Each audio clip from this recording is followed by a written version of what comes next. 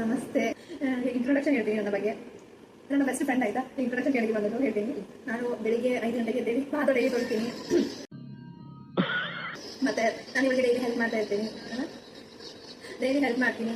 ಮತ್ತೆ ನಾನು ಬೆಳಿಗ್ಗೆ ಸ್ನಾನ ಮಾಡಿ ನಾನು ಟೆಂಪಲ್ಗೆ ಚರ್ಚಿಗೆ ಹೋಗಿ ಬರ್ತೀನಿ. ನಾನು ಡೈಲಿ ನಾನು ಇವೆಲ್ಲ ಮಾಡ್ತಾರೆ. ಇವೆಲ್ಲ ಮನೆಗೆ ಬರುವಾಗ ಚಾ ಬ್ರೇಕ್ಫಾಸ್ಟ್ ಇದೆಲ್ಲ ನಾನೇ ಮಾಡುದು. ಇವರೆಲ್ಲ ಚಂದ ನಿದ್ದೆ ಎಲ್ಲ ಮಾಡ್ಕೊಂಡಿರ್ತಾರೆ. ಮತ್ತೆ ನಾನು ಒಳ್ಳೆ ಹುಡುಗಿ.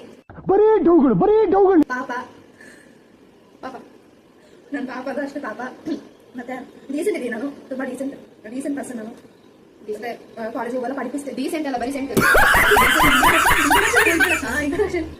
ಮತ್ತೆ ನನ್ನ ಬಗ್ಗೆ ಹೇಳಿದ್ದೇನೆ ಗೊತ್ತಾ, ಒಳ್ಳೆ ಹುಡುಗಿ. ನಾನು ಡೀಸೆಂಟ್ ಆಗಿ ನಡ್ಕೊಂಡು ಹೋಗ್ತಾ ಇರ್ತೀನಿ. ಮತ್ತೆ ತುಂಬಾ ಪ್ರಪೋಸಲ್ ಬರ್ತಾರೆ ಗೈಸ್. ಏನ್ ಮಾಡೋದು ಗೊತ್ತಿಲ್ಲ ಗೈಸ್. ತುಂಬಾ ಪ್ರಪೋಸಲ್ ಬರ್ತದೆ.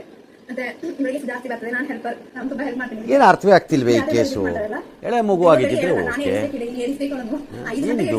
ಏನೋ ಗೊತ್ತಾಗ್ತಿಲ್ಲ.